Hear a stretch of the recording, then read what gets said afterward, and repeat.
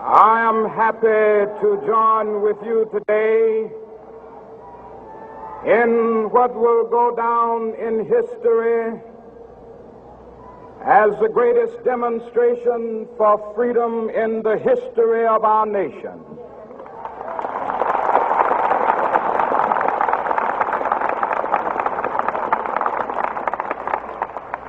Five score years ago, a great American in whose symbolic shadow we stand today signed the Emancipation Proclamation. This momentous decree came as a great beacon light of hope to millions of Negro slaves who had been seared in the flames of withering injustice. It came as a joyous daybreak to end the long night of their captivity. But 100 years later, the Negro still is not free. 100 years later, the life of the Negro is still sadly crippled by the manacles of segregation and the chains of discrimination. 100 years later, the Negro lives on a lonely island of poverty in the midst of a vast ocean of material prosperity. 100 years later, the Negro is still languished in the corners of American society and finds himself in exile in his own land. And so we've come here today to dramatize a shameful condition. In a sense, we've come to our nation's capital to cash a check. When the architects of our republic wrote the magnificent words of the Constitution and the Declaration of Independence, they were signing a promissory note to which every American was to fall heir. This note was a promise that all men, yes, black men as well as white men, would be guaranteed the unalienable rights of life, liberty, and the pursuit of happiness. It is obvious today that America has defaulted on this promissory note insofar as her citizens of color are concerned. Instead of honoring this sacred obligation, America has given the Negro people a bad check, a check which has come back marked insufficient funds.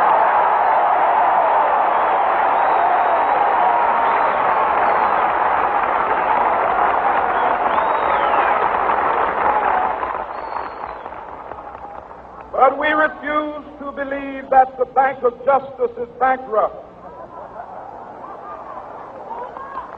We refuse to believe that there are insufficient funds in the great vaults of opportunity of this nation. So we've come to cash this check, a check that will give us upon demand the riches of freedom and the security of justice.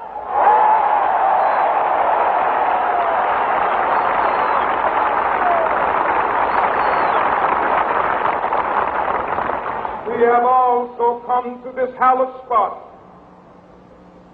to remind America of the fierce urgency of now.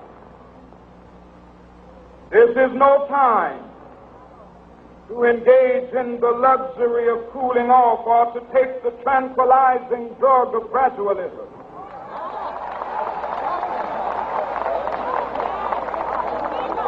Now is the time to make real the promises of democracy.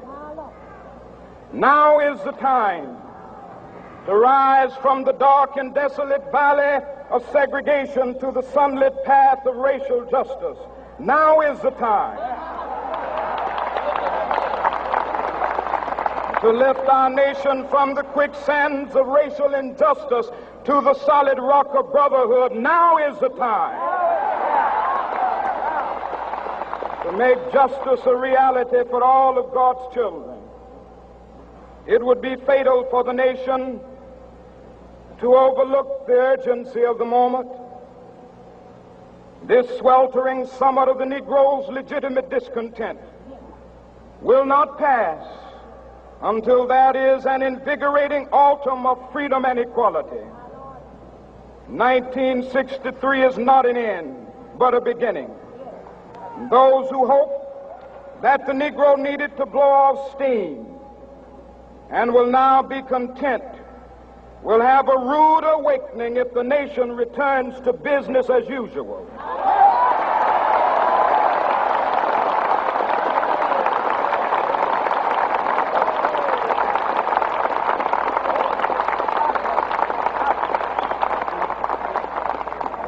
There will be neither rest nor tranquility in America until the Negro is granted his citizenship rights.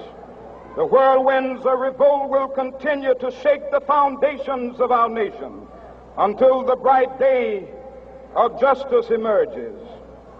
But that is something that I must say to my people who stand on the warm threshold which leads into the palace of justice.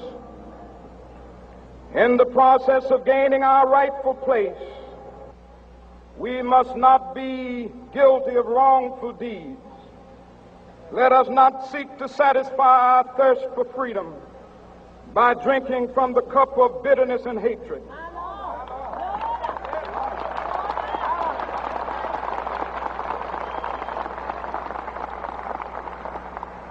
We must forever conduct our struggle on the high plane of dignity and discipline. We must not allow our creative protest to degenerate into physical violence. Again and again, we must rise to the majestic heights of meeting physical force with soul force. The marvelous new militancy which has engulfed the Negro community must not lead us to a distrust of all white people. For many of our white brothers, as evidenced by their presence here today, have come to realize that their destiny is tied up with our destiny.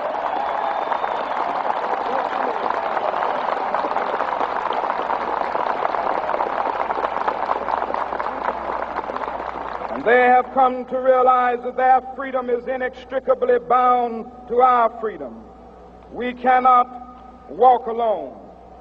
And as we walk, we must make the pledge that we shall always march ahead. We cannot turn back. There are those who are asking the devotees of civil rights, when will you be satisfied? We can never be satisfied as long as the Negro is the victim of the unspeakable horrors of police brutality. We can never be satisfied as long as our body is heavy with the fatigue of travel, cannot gain lodging in the motels of the highways and the hotels of the cities.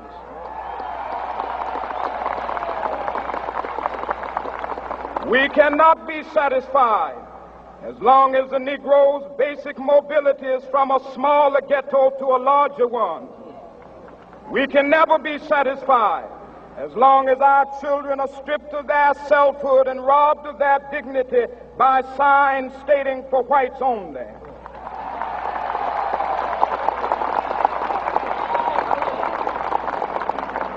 We cannot be satisfied as long as a Negro in Mississippi cannot vote and a Negro in New York believes he has nothing for which to vote.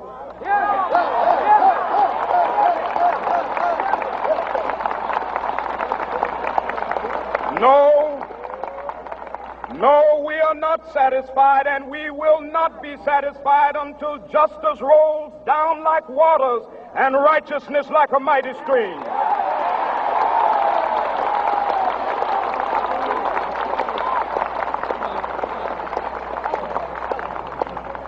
I am not unmindful that some of you have come here out of great trials and tribulations. Some of you have come fresh from narrow jail cells. Some of you have come from areas where your quest for freedom left you battered by the storms of persecution and staggered by the winds of police brutality. You have been the veterans of creative suffering.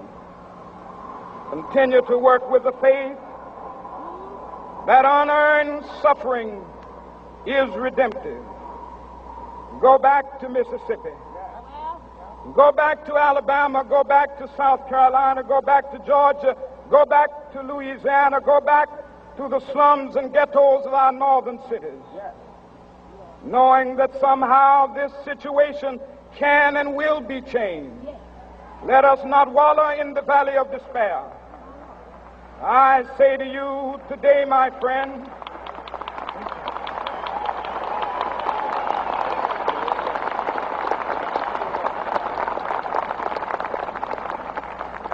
so even though we face the difficulties of today and tomorrow, I still have a dream. It is a dream deeply rooted in the American dream.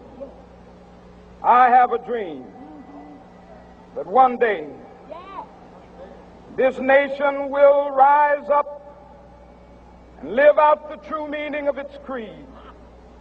We hold these truths to be self-evident, that all men are created equal.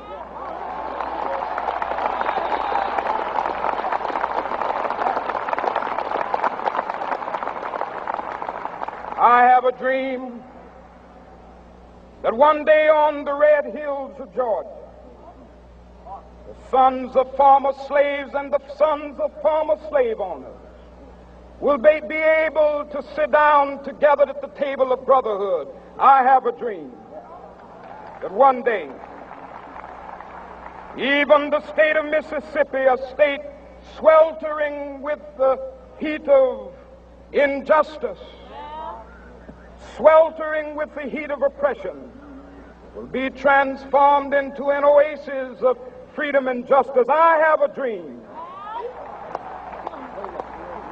that my 4 little children will one day live in a nation where they will not be judged by the color of their skin, but by the content of their character. I have a dream today.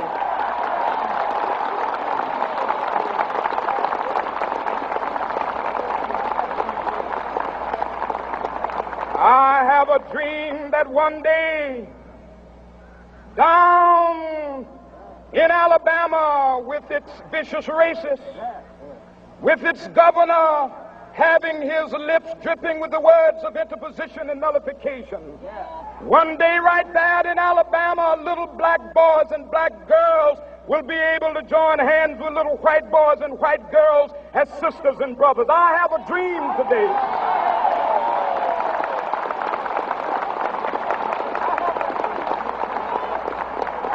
I have a dream that one day every valley shall be exalted, and every hill and mountain shall be made low, the rough places will be made plain, and the crooked places will be made straight, and the glory of the Lord shall be revealed, and all flesh shall see it together.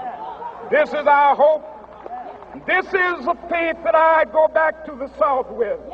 With this faith, we will be able to hew out of the mountain of despair a stone of hope.